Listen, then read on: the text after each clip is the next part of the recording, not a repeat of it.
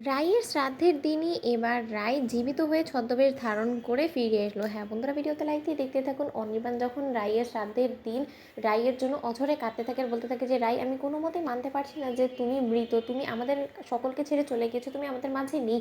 অন্যদিকে রাই ছদ্মবেশ ধারণ করে এসে সকলের মাঝখানে বসে যায় শ্রাদ্ধের দিন আর বলতে থাকে যে যে বা যারা আমাকে ছবি বন্দি করে রেখেছে তাদের সকলের সুষ্ঠু শাস্তি যদি আমি না দিতে পেরেছি তাহলে আমার নামও রাই নয়। অন্যদিকে নীলু মিথ্যে ন্যাকা কাতুনি কাঁদতে থাকে আর বলতে থাকে যে আমার বড্ড বেশি খারাপ লাগছে দিদিভাই, যে তুই আমাদের সকলকে ছেড়ে চলে গেলি, কিন্তু তার আগে আমি যদি তোর কাছে একবার শেষবারের মতন ক্ষমা চাইতে পারতাম তাহলে হয়তো আমি আমার পাপের প্রায়শ্চিত্ত করতে পারতাম।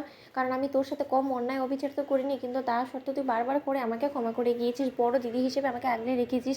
আজকে তুই এরকম করে আমাদের সকলকে ছেড়ে চলে যাবি, সেটা আমি মোটেও ভাবতে পারছি না। অন্যদিকে রাই বলতে থাকে যে সত্যি নীলু, তুই দুর্দান্ত অভিনয় করতে পারিস, কিন্তু তার থেকেও বড় একটা জিনিস জানিস কি, পাপের ঘোড়া তোর এবার পূর্ণ হয়েছে, এবার তোর প্রত্যেকটা পাপের শাস্তি এবার আমি দিব। কিন্তু এবার তুই হয়তো আমাকে সামনে পেয়েও চিনতে পারবি না, কিন্তু আমি তোর পেছন থেকে এমনভাবে তোর বিরুদ্ধে চক্রান্ত করবো, ষড়যন্ত্র করবো, যার ফলে কিনা তোর জীবনটা তছনছ হয়ে যাবে। এবার তোকে আমি ধ্বংস করে দেবো।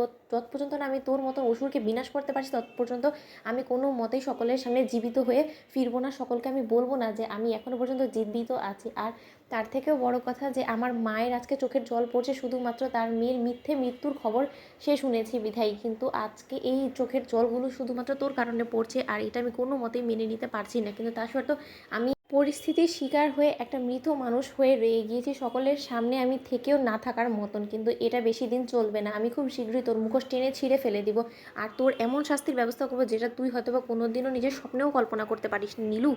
অন্যদিকে স্রোত সার্থককে ধরে অঝরে কাঁদতে থাকে, বলতে থাকে যে স্যার, এই দিনটা আমাকে দেখতে হলো, ঠাকুর দিদিভাইয়ের আগে আমাকে কেন নিয়ে গেল না বলুন তো। আমি আমার দিদিভাইয়ের মৃত্যুর খবরটা শুনবো, এই দিন অব্দি ঠাকুর আমাকে কেন বাঁচিয়ে রাখলো বলুন। আমি দিদিভাইকে ছাড়া কী করে বাঁচবো? আমার সব থেকে কাছের এবং প্রিয় মানুষ বলতে একমাত্র দিদিভাই ছিল, যে কিনা আমাকে বুঝতো। এখন আমাকে কে বুঝবে? অন্যদিকে স্রোত বলতে থাকে যে অনির্বাণদা, এর পেছনে যদি কোনো মতে তোমাকে আমি পাই যে তো আমার দিদিভাইয়ের মৃত্যুর পেছনে তুমি দায়ী, তাহলে তোমাকে কিন্তু আমি কোনো মতেই ছেড়ে কথা বলবো না। অন্যদিকে অনির্বাণ বলতে থাকে যে তোমাদের যা অপবাদ দেওয়ার আমাকে দিতে পারো, কিন্তু তার সত্ত্বেও তোমরা কোনো মতেই আমাকে দোষী সাব্যস্ত করতে পারবে না, কারণ সেরকম কোনো প্রমাণই তোমরা পাবে না। তখন স্রোত বলতে থাকে যে কেন পাবো না, তুমি কি সেই সকল প্রমাণ লোপাট করে ফেলেছো? তখন নীলু বলতে থাকে যে একদম ঠিক কথা বলেছিস স্রোত, তুই, আমি তোর সঙ্গে আছি, এর সুষ্ঠু বিচার না পাওয়া পর্যন্ত কোনো মতে আমরা থামবো না। অনির্বাণ দাদা ভাই, তোমারও এবার পাপের ঘোড়া পূর্ণ হয়েছে, এবার তোমাকে হাজতবাস অবশ্যই করতে হবে, আমি এক্ষুনি পুলিশকে কল দেবো। অন্যদিকে রাইয়ের দাদাভাই বলতে থাকে যে হ্যাঁ, অনির্বাণই যখন সব কিছুর পেছনে দায়ী তাহলে অনির্বাণকে তো অবশ্যই শাস্তি পেতে হবে, আর আমি এক সেকেন্ডও আর ওকে বাইরে থাকতে দিব না। আমি এক্ষুনি ওকে হাজতবাস করানোর ব্যবস্থা করছি, আমি এক্ষুনি পুলিশকে কল করবো। যে আমার বোনকে শেষ অবধি মেরে ফেলে সে, তাকে আবার কি করে আমি বাইরের ঘোরাঘুরি করতে দিই এরকম করে, সেটা তো অন্যায়। তো বন্ধু, ভিডিওটি ভালো লাগলে লাইক এবং শেয়ার করে সাবস্ক্রাইব করতে ভুলো না।